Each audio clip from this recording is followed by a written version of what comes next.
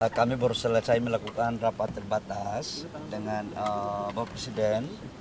Di dalam pembahasan itu, salah satu diantaranya kami bahas adalah persoalan PLN, ya, persoalan listrik yang kami harus akui di beberapa wilayah, khususnya di Kalimantan masih ada pemadaman beberapa titik, dan karena itu Bapak Presiden memerintahkan kepada saya untuk segera melakukan langkah-langkah yang terukur dengan PLN agar bisa menyelesaikan dengan baik. Yang kedua juga kami membahas terkait dengan perkembangan daripada harga minyak dunia yang terus terjadi dinamika yang sangat tinggi. Arahan Bapak Presiden memerintahkan agar menjaga harga BBM subsidi untuk tidak boleh dinaikkan.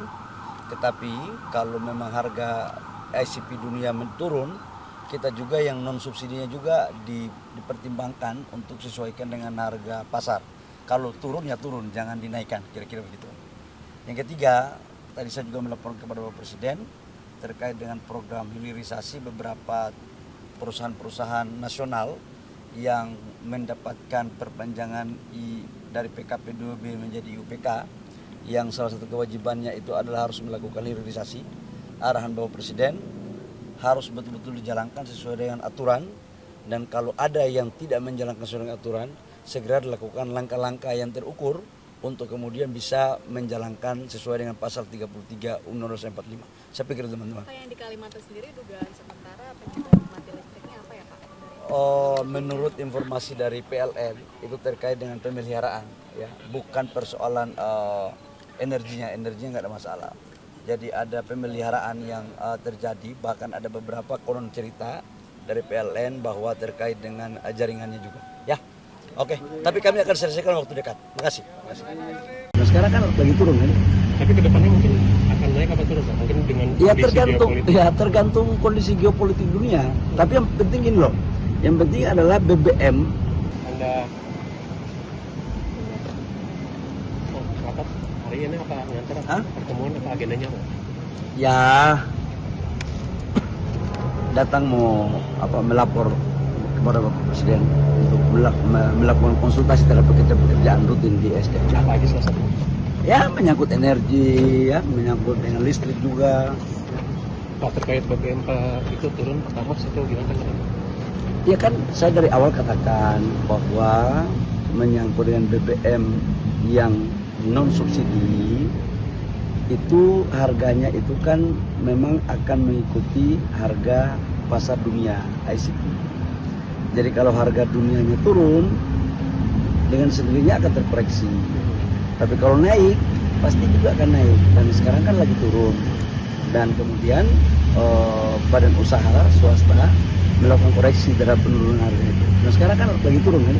Tapi kedepannya mungkin akan naik apa turun, mungkin dengan tergantung kondisi geopolitik dunia. Tapi yang penting gini loh, yang penting adalah BBM subsidi itu tidak akan naik. Itu paling penting, karena total pemakaian BBM 80% itu subsidi. Yang non subsidi itu 20%. Itu kan bagi yang mampu, bagi saudara-saudara kita yang mampu gitu. Tapi kalau yang 80% itu tetap menjadi bagian yang ditanggung jawab oleh pemerintah, yaitu subsidi. Ya.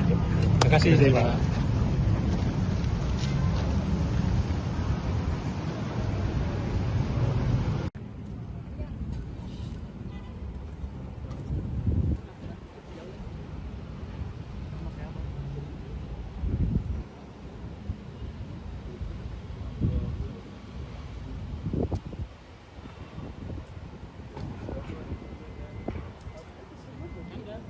Hari ini saya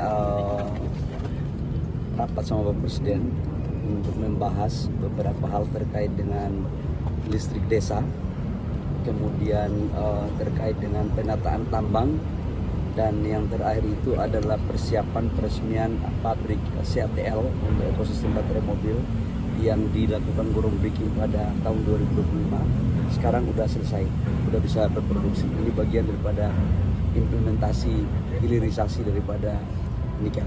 Ya. Listrik desa itu nanti seperti apa yang dilaporkan ke Pak Presiden?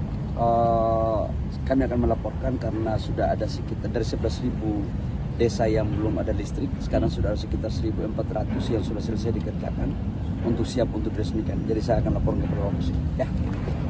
Indonesia ini ada dua pemimpin kancil, dua.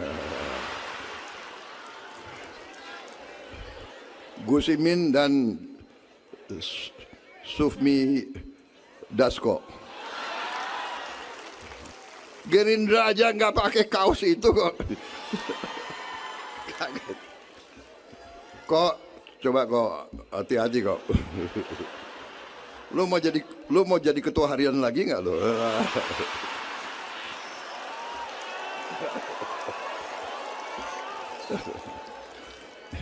Ini akal-akalan Gus Imin ini, Pak.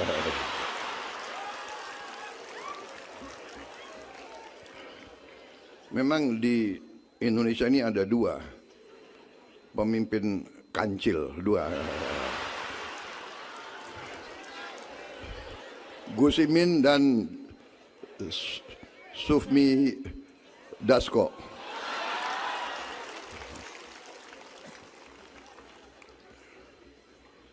Kalau Pak Dasko sekarang sudah jadi profesor.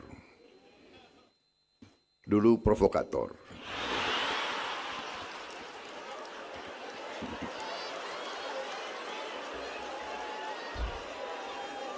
Kok kalau gue nggak narik lo, jangan-jangan lo nggak tahu kemana sekarang itu.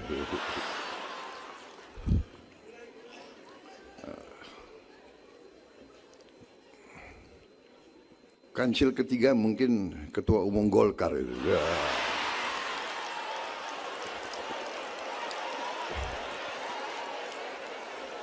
Itu kalau 3 orang itu berkumpul, wah repot kita nih, bahaya kita.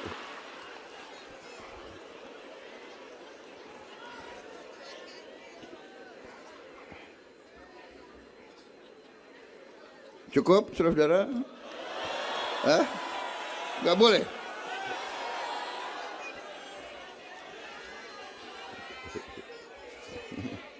Media menunggu.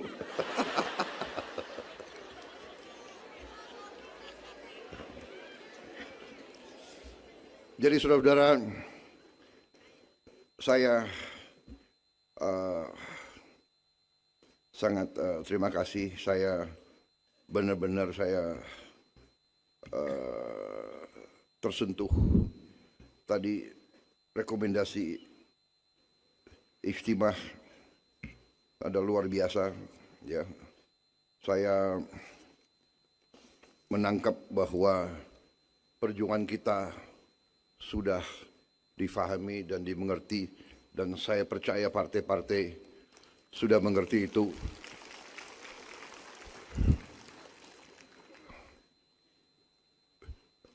Saya yakin semua partai dalam koalisi kita sudah berada di arah ini. Kita tidak mau lagi membiarkan kekayaan kita diambil terus.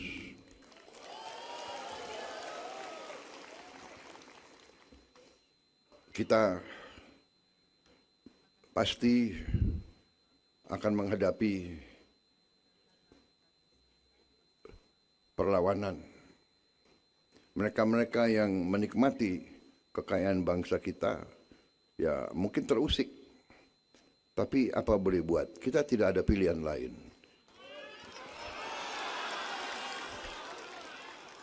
Itu kekayaan kita. Itu kekayaan kita. Semua itu kekayaan kita. Bumi, air, dan semua kekayaan yang terkandung di dalamnya milik bangsa Indonesia.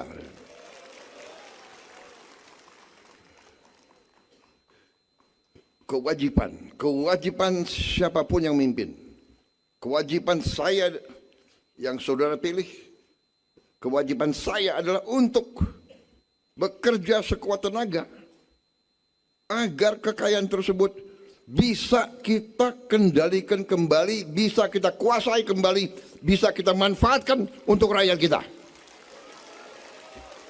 Subscribe, share, like, and comment. Subscribe, share, like, and comment. Subscribe, share, like, and comment. Subscribe, share, like, and comment. Subscribe, share, like, and comment.